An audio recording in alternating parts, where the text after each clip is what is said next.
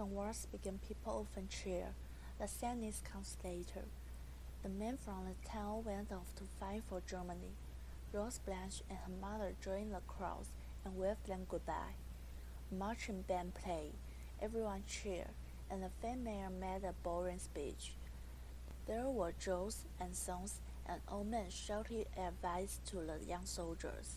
Rose Blanche was shivering with excitement, but her mother said it was cold.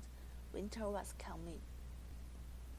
Then there were lorries riding through the narrow streets day and night, and lumbering tanks made sparks on the cobblestones.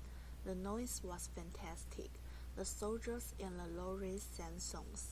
They smiled and winked at the children, as if they were old friends. The children always waved back. Rose Blanche often went shopping for her mother. There were long queues outside the shops, but no one grumbled. Everybody knew that the food was needed for the soldiers, who were always hungry. Many things didn't change at all. Rose Blanche still played with her friends. She did her homework after supper and went to school early in the morning with her lunch in her satchel.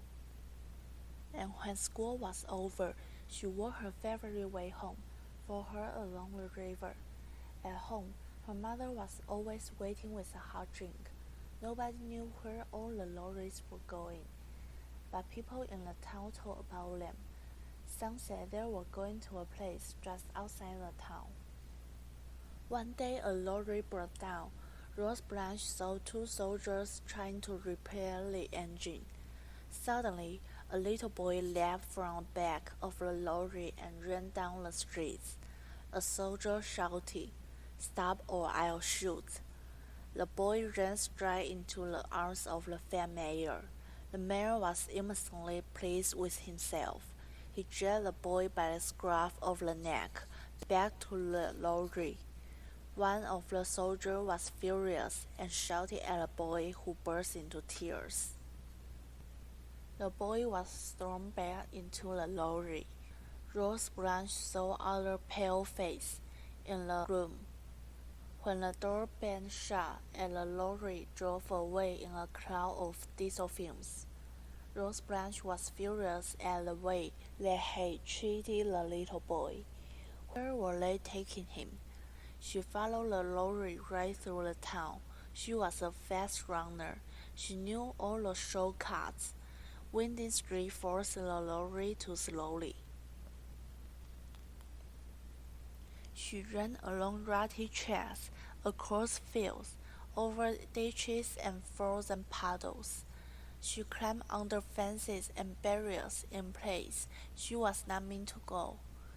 Rose Blanche took a shortcut through a forest where bare branches scratched her face. The road was below her. The lorry was a long way ahead. She was so tired, she felt like giving up. Then she stumbled into a clearing and could hardly believe what she saw. Dozens of silent, motionless children stared at her from behind a barbed wire fence. They hardly seemed to breathe. Their eyes were large and full of sorrow. They stood like ghosts, watching as she came close. One of them called for food, and others took up the cry. "Food, food, please be our friend. Please give us something to eat, little girl." But she had nothing to give them, nothing at all. The cries died down. The silence returned. The winter sun was setting. The chilly wind made the barbed wire moan. Rose Blanche turned for home. Their sad and hungry eyes followed her into the forest. Rose Blanche told no one, not even her mother, what she had seen. All through the bitter winter she took extra food to school, jam and apples from the cellar, and yet she was growing thinner all the time. At home she secretly saved the food off her own plate. In the town, people were no longer patient when they waited in the queues. No one had enough to eat except the mayor, who was as fat as ever. Rose Blanche slipped away from school as early as she could, and clasping her heavy bag, headed towards the forest. The children were always waiting for her by the fence.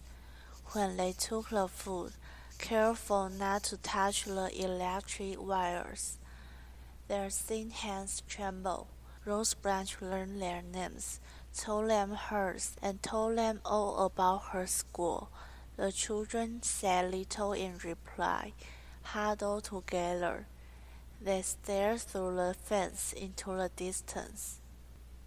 Even at night, Rose Branch made her journey to the forest. The snow was melting now, and the track was muddy. Others traveling under the cover of dust soldiers, thousands of them, exhausted, wounded, dispirited, poured back through the town and on into the night. There was no singing or waving now. Then one morning the whole town decided to leave. People were frightened.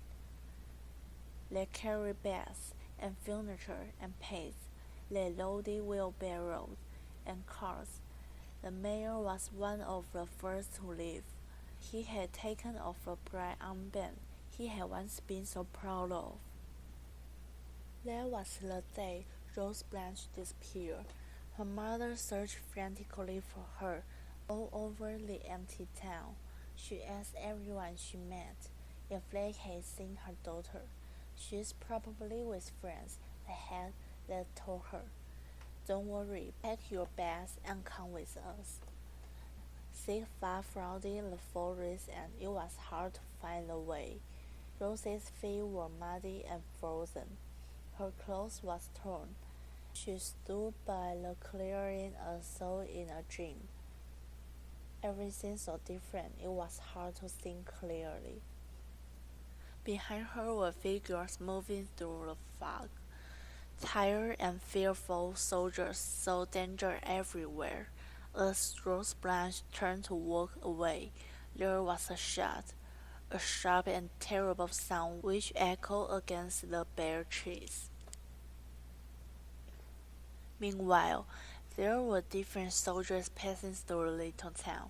Their language was strange, their uniform unfamiliar, and though they were tired, they were cheerful. The war was almost over. Rose Blanche's mother never found her little girl. As a week went by another, gentler invasion began. The cold retreated.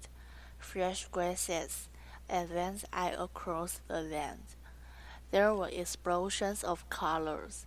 Trees put on their bright new uniforms and paraded in the sun. Birds took up their positions and sent their simple message. Spring had triumphed.